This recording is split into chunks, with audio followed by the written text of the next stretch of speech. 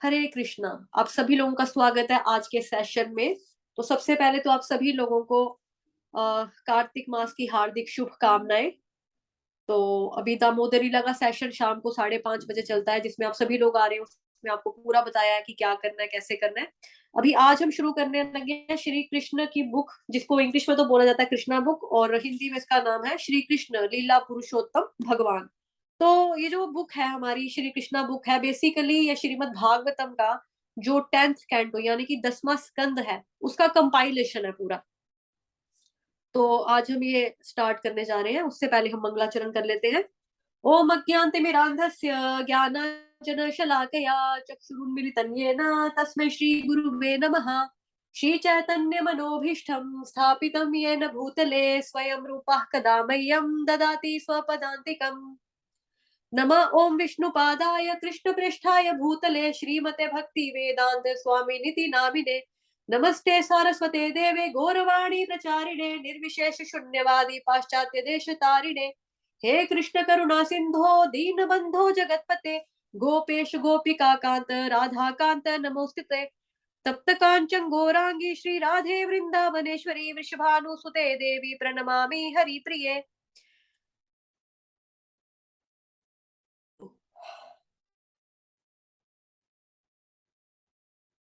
हरे कृष्णा कृष्ण कृष्ण हरे हरे हरे राम राम राम हरे हरे। हरे Krishna Krishna Krishna Hare Hare Hare Ram Ram Ram Hare Hare.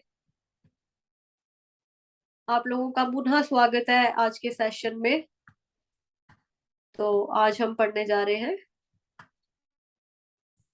Shri Krishna book.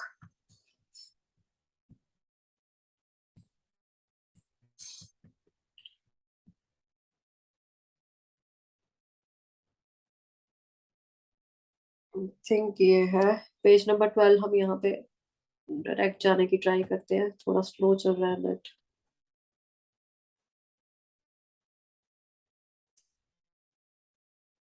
प्रस्तावना।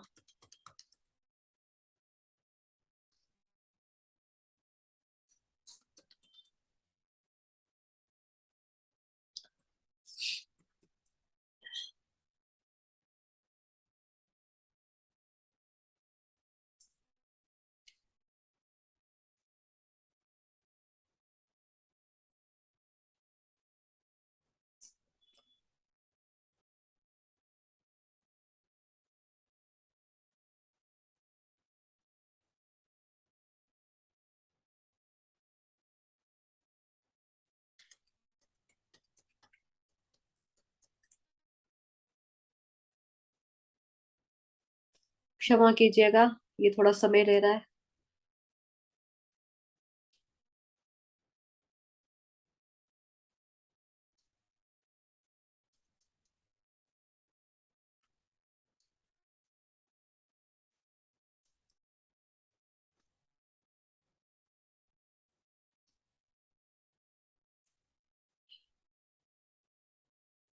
Page number हमें जाना है 13 पर, और ये अभी 5 पेज पे। ये मैं यहाँ देख लिख कर ट्राई करती हूँ कि ये जस्ट चला जाए। Page number 13 enter.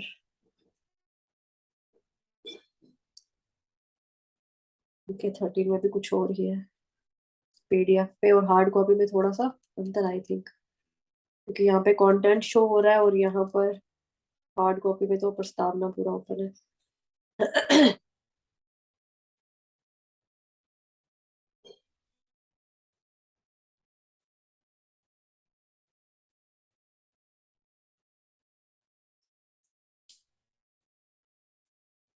जी, आ गया।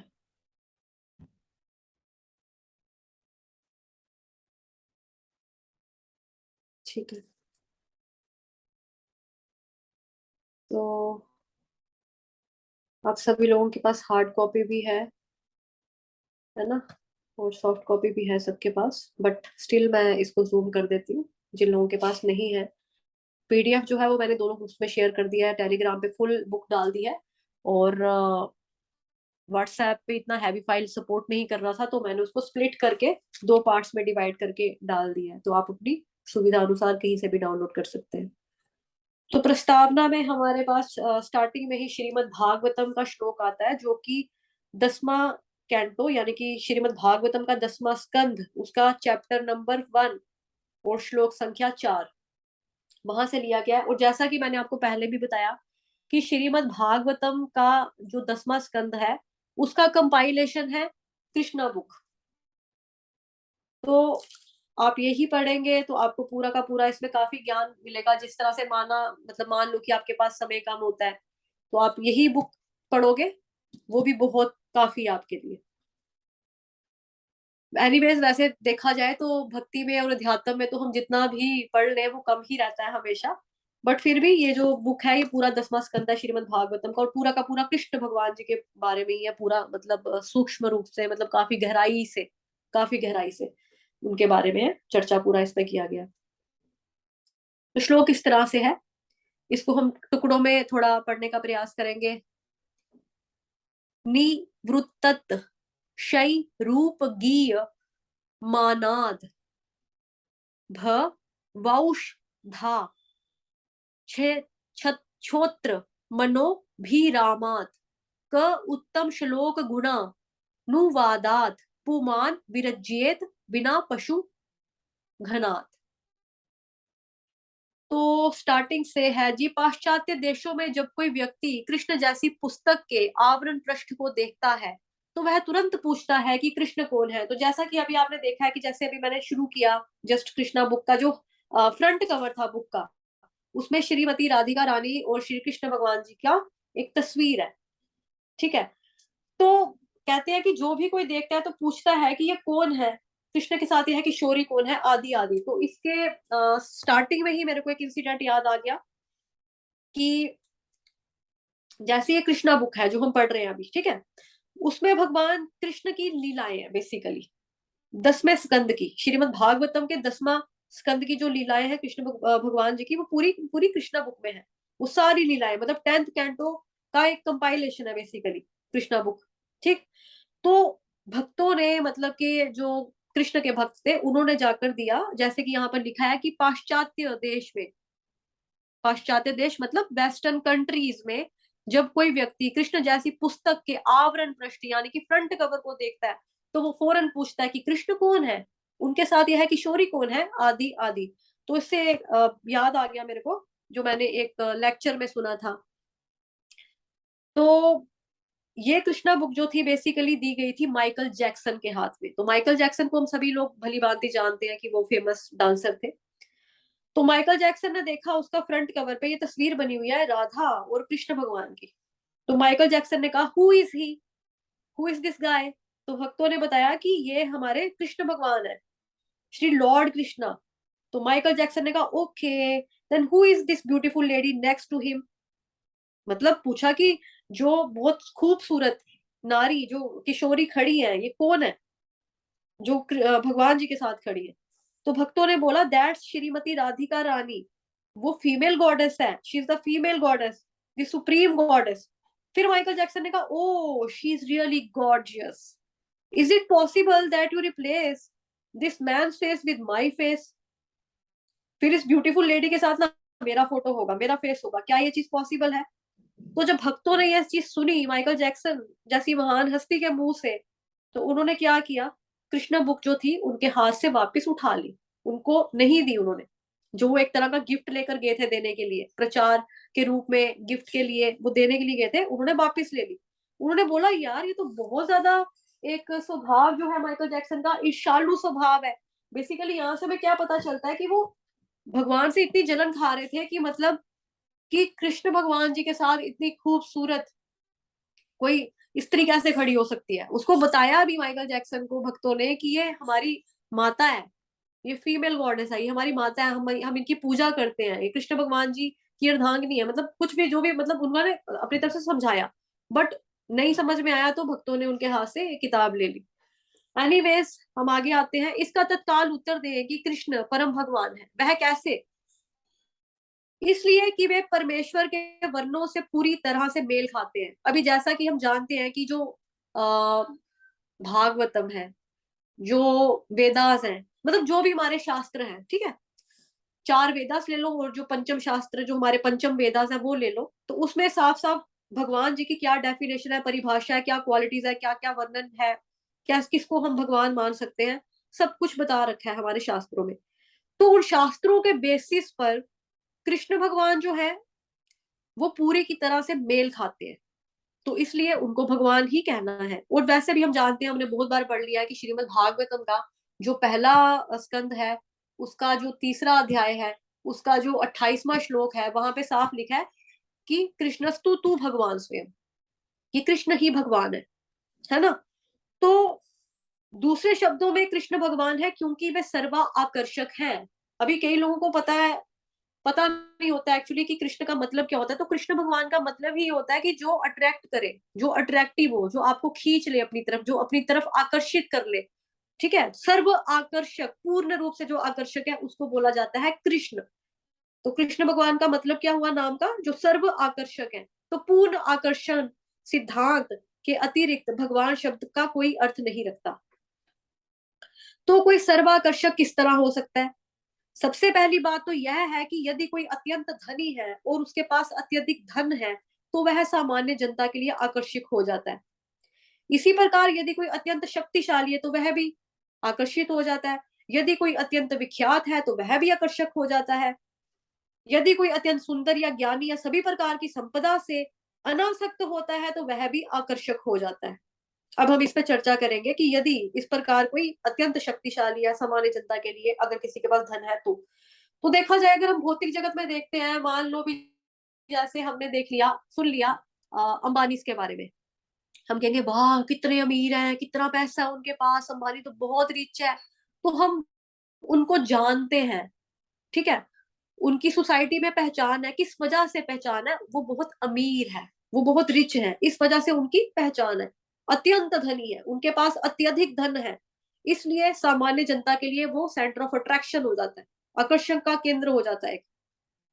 इसी तरह से अगर कोई अत्यंत शक्तिशाली है, अभी शक्तिशाली के लिए हम एग्जांपल लेते हैं दारा सिंह जी का, और जो रेसलर है हमारे इंडिया के खली, इनका एग्जाम्पल हमने ले लिया, तभी लोगों को अट्रैक्ट करेगा कि हाँ भाई कितने तगड़े हैं, कितने पहलवान, देखो कितनी जान, कितनी ताकत, कितने शक्तिशाली है वो लोग।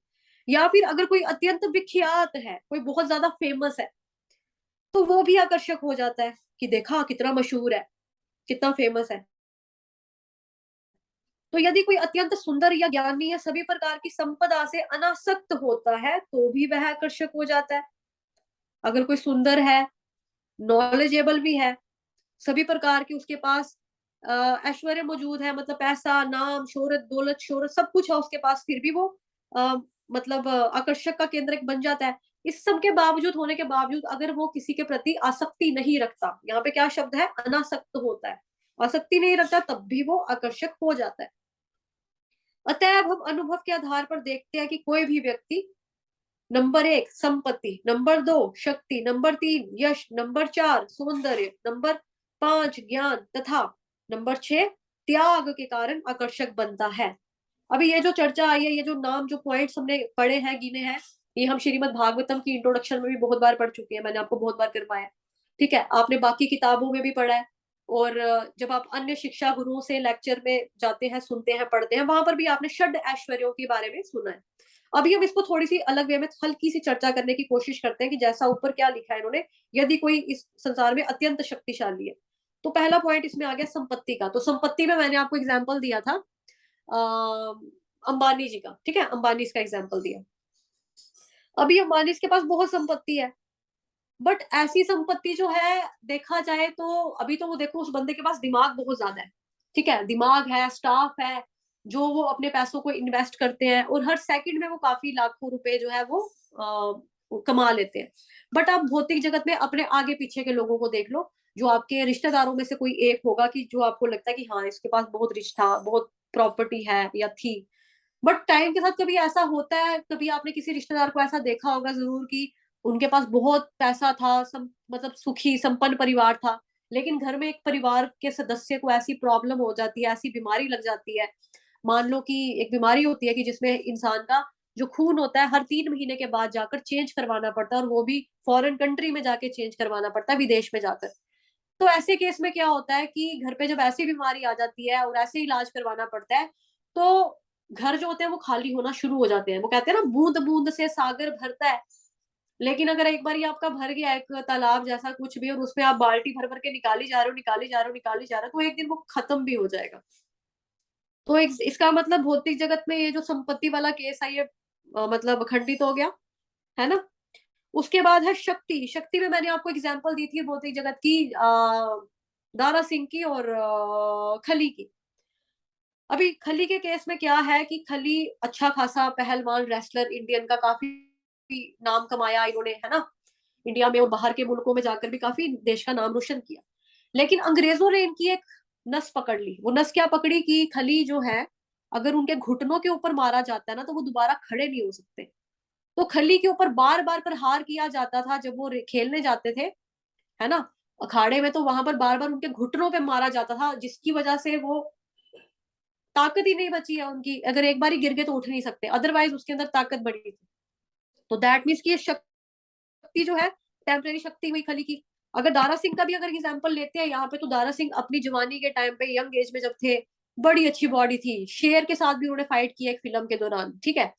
लेकिन उसके बाद क्या हुआ, धीरे धीरे एज जो है बढ़ती है इंसान की, शरीर बूढ़ा होता है, शरीर की ताकत कम होना शुरू हो जाती है, प्लस बुढ़ापा आता है, और डेथ भी हो गई है उनकी, अब वो दुनिया में नहीं है ना।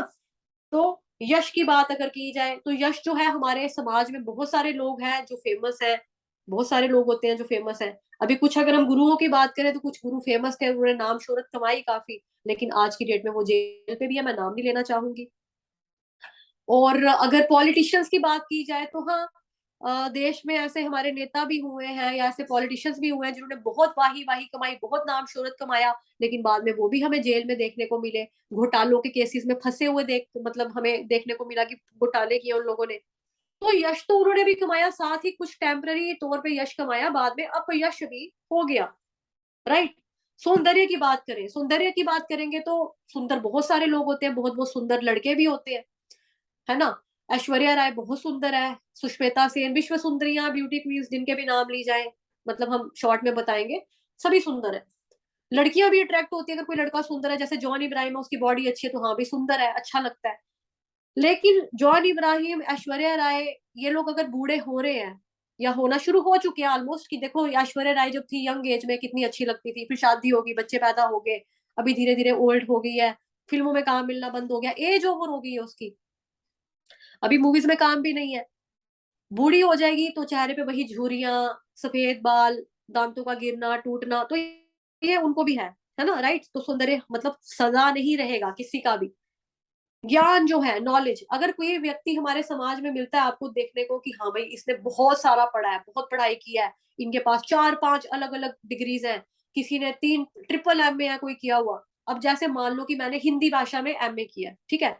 मेरे पास कोई आकर मेरे को बोले कि आपने एमए किया, आपने हिंदी में भी किया है, आपको संस्कृत भी आती है, अच्छा माता जी आप ये मैथ का सवाल निकाल दो, मेरे को मैथ का सम सॉल्व कर दो। मैं कहूंगी नहीं भैया, मेरे से नहीं होगा, क्योंकि मेरे को मैथ नहीं आता।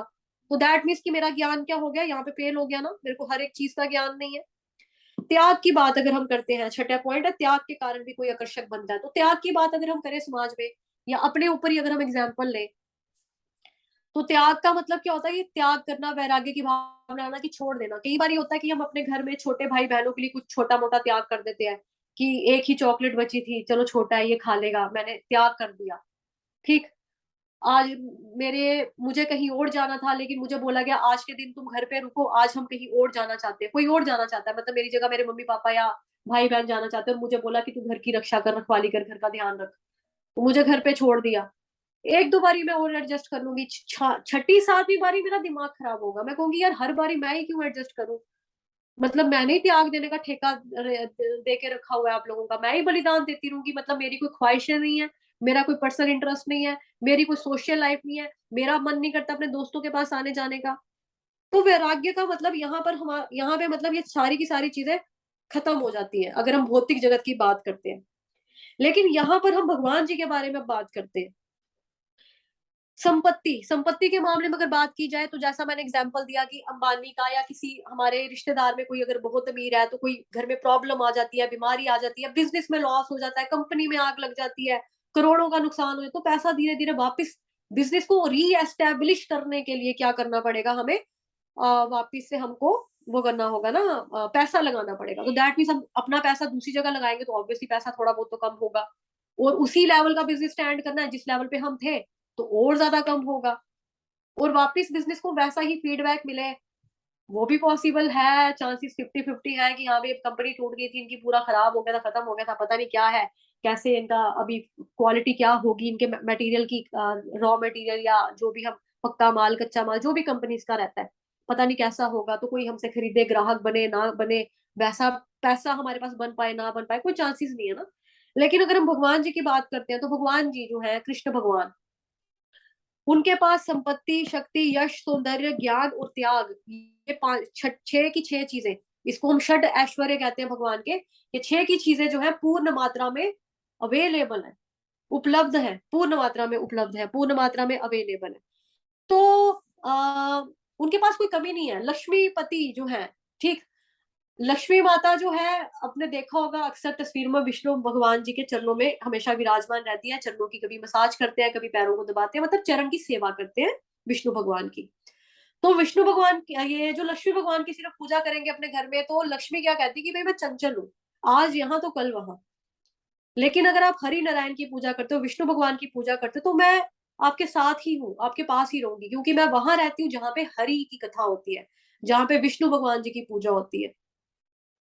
तो नो डाउट लक्ष्मी माता जो है, लक्ष्मी माता, उनके पास, जिसको बोला जाता है कि धन की देवी है, मतलब लक्ष्मी माता के पास पैसा ही पैसा है, फाइनेंशियली साउंड हो जाते हैं लोग, है ना। तो उनके जो हस्बैंड है वो कौन है, ऑब्वियसली भगवान है। और जिस तरह से हम अपने भौतिक जगत में भी देखते हैं, हम अगर अपने घर में पैसे मांगते हैं, तो हम मांगते हैं मम्मा से कि मम्मा पैसे दे दो, ठीक है।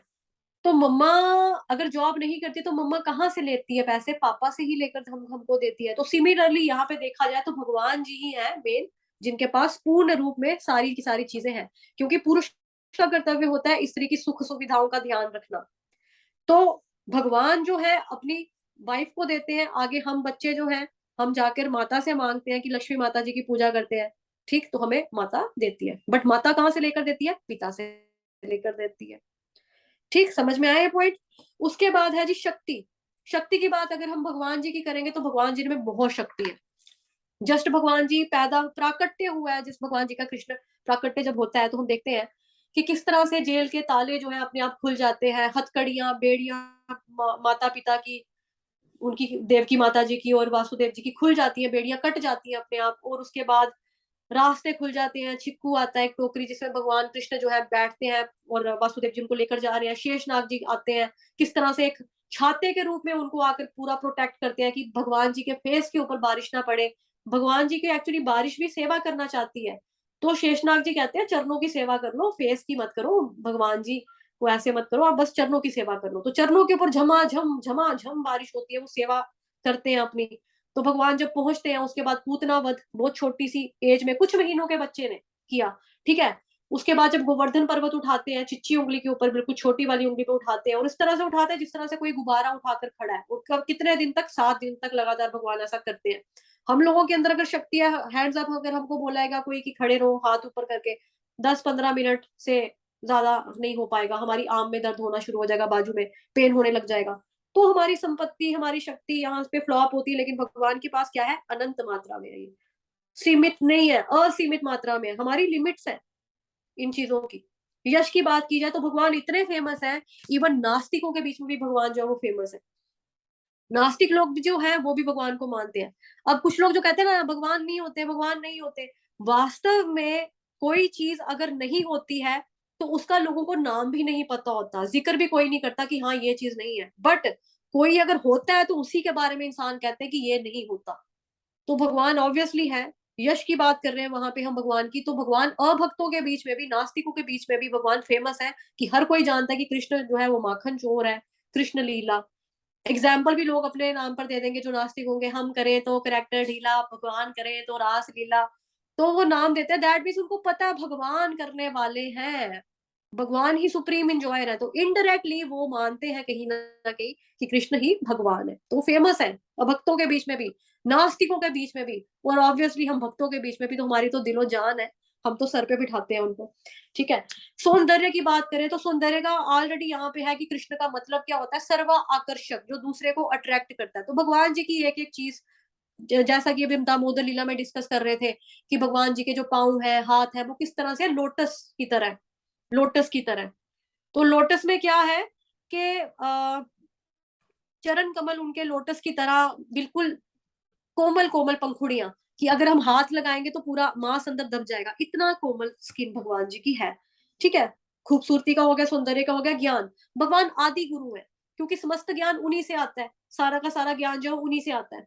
ठीक है, आदि गुरु है क्योंकि कृष्ण भगवान चौथे अध्याय के श्रीमद भगवत गीता के 4th चैप्टर में पहले वर्ष में कह रहे हैं कि सर्वप्रथम मैंने ये ज्ञान सूर्य देवता को दिया। तो सूर्य देव को आप हिसाब लगा सकते हो, सूरज कब से है, ये दुनिया धरती जब से संसार बना, सृष्टि हुई है तब से। तो भगवान अगर उसको ज्ञान दे रहे हैं तो दैट मीन्स भगवान सूर्य देवता से भी पहले के हैं, तभी वो उनको सिखा रहे हैं, पढ़ा पा रहे हैं। राइट, त्याग की अगर हम एग्जाम्पल देखें तो राम भगवान के रूप में, जब मर्यादा पुरुषोत्तम के रूप में अगर हम देखते हैं उनका, तो अगले दिन राम भगवान जी को राजा बनना था लेकिन उनके 3-4 घंटे पहले ही उनको रात को बता दिया कि आपको सुबह जो है वनवास के लिए जाना है। भगवान जी ने एक बार भी नहीं बोला क्यों, मैं क्यों जाऊं, मैं घर का बड़ा लड़का हूं, मेरा हक बनता है राजा बनना, मैं क्यों चला जाऊं, मैं नहीं जाऊंगा, मैं गद्दी नहीं छोड़ूंगा। भगवान जी ने बोला ठीक है, जैसी आपकी आज्ञा माता, भगवान जी चले गए। इसी तरह से त्याग का अगर हम देखें एग्जाम्पल कृष्ण भगवान का, तो कृष्ण भगवान के पास अगर हम ये सारे गुण जो हमने डिस्कस किया उसके बेसिस पर ही, अगर हम, अभी आप समझ गए होंगे जिन लोग बच्चों का आज पहला दिन है कि कृष्ण भगवान कौन है, तो उसके बेसिस के ऊपर अगर हम देखें तो कृष्ण भगवान के पास सब कुछ होते हुए, भगवान होते हुए भी कृष्ण भगवान क्या सेवा चुन रहे हैं, सारथी बनने की, अर्जुन का एक रथ हाँकने का काम वो कर रहे हैं। वो रथ हाँक रहे हैं, तो उसमें युद्ध प्रणाली भी आपको मैंने भगवत गीता में ऑलरेडी बताया कि किस तरह से होता है। कंधे के ऊपर कभी टांग दाएं पे मारनी है, कभी लेफ्ट पे मारनी है, राइट पे जाना, तो इस तरह से जैसे हम ड्राइवर के साथ जाते हैं गाड़ी पे, हम बोलते हैं भैया राइट ले लो, लेफ्ट ले लो, सीधा चलो, रुक जाओ, हम ड्राइवर को इंस्ट्रक्ट करते हैं, इस तरह से इंस्ट्रक्शंस देते हैं, वो फॉलो करता है। तो कुरुक्षेत्र की रणभूमि में क्या है कि जहाँ पे हाथी भी हैं, जहाँ पे घोड़े भी हैं, कोई मार डाला, काट दिया, हाय महासंग्राम, हर हर महादेव, हाथियों के चिंघाड़ने की आवाज, घोड़ों की डुक डुक डुक डुक डुक डुक डुक डुक टक टक ऐसे चलने की आवाजें, इतना शोर में कोई बोले लेफ्ट लेफ्ट ले लो जी, राइट ले लो जी, सीधे चलो जी, रुक जाओगी, ये पॉसिबल नहीं है। तो वहां पे प्रणाली क्या थी, सिस्टम था युद्ध प्रणाली का, कि टांग मार के बताते थे कि लेफ्ट जाना तो लेफ्ट कंधे के ऊपर टांग मारनी है, राइट जाना तो राइट कंधे पे टांग मारनी है, रुकना है तो रीढ़ की हड्डी में टांग मारनी है, स्ट्रेट चलना है तो हिप्स पे टांग मारनी है। तो भगवान जी 18 दिन तक ये युद्ध चलता रहा, 18 दिन तक भगवान ने टांग खाई, कभी राइट कंधे पे, कभी लेफ्ट पे, कभी पीठ पे, कभी बैक पे, मतलब ये प्रोसेस चल रहा है। तो ये वैराग्य है, और भगवान क्यों कर रहे हैं ये, भक्त के लिए, क्योंकि उनको अच्युत कहा जाता है, जो अपने भक्तों की रक्षा करने के लिए, उनकी सहायता करने के लिए कभी भी पीछे नहीं हटते, कभी भी चूकते नहीं है। हम लोग चूक जाते हैं, हमको च्युत कहा जाता है, उनको अच्युत कहा जाता है। तो भजन भी है, अच्युतम केशवम कृष्ण दामोदरम। अभी दामोदर मंथ चल रहा है, तो उसके ऊपर हम कर सकते हैं, शाम को आप आना क्लास में, शाम वाले बैच में हम देखेंगे। किसी का कोई प्रश्न है तो हम ले सकते हैं, किसी का कोई क्वेश्चन है। आज हम पहला पेज ही हमने कंप्लीट किया है। भगवान के ये 6 ऐश्वर्य वेदाचार्य पराशर मुनि द्वारा वर्णित किए गए हैं। तो हमने यहाँ तक ये पूरा पढ़ लिया। ठीक है जी, यहाँ तक पूरा पढ़ लिया। जिनके पास हार्ड कॉपी है वो बुक मार्क के तौर पे या पेंसिल से लिख भी सकते हैं। बबली माता जी, खुशबू माता जी, कोई प्रश्न है आप दोनों का तो अनम्यूट करके पूछ सकते हैं। नहीं माता जी। ओके, हरे कृष्णा बबली माता जी।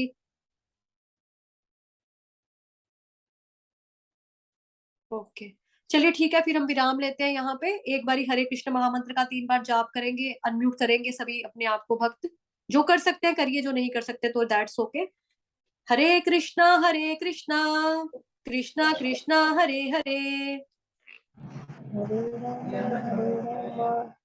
राम राम हरे हरे, हरे कृष्णा कृष्णा कृष्णा हरे हरे, हरे राम राम राम हरे हरे, हरे कृष्णा कृष्णा हरे हरे, हरे राम राम राम हरे हरे।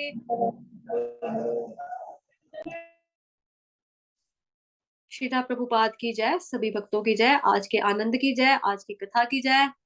हरि हरि बोल, सभी भक्तों के लिए हरि हरि बोल, जो भी उपस्थित हुए हैं। हरे कृष्ण, थैंक यू।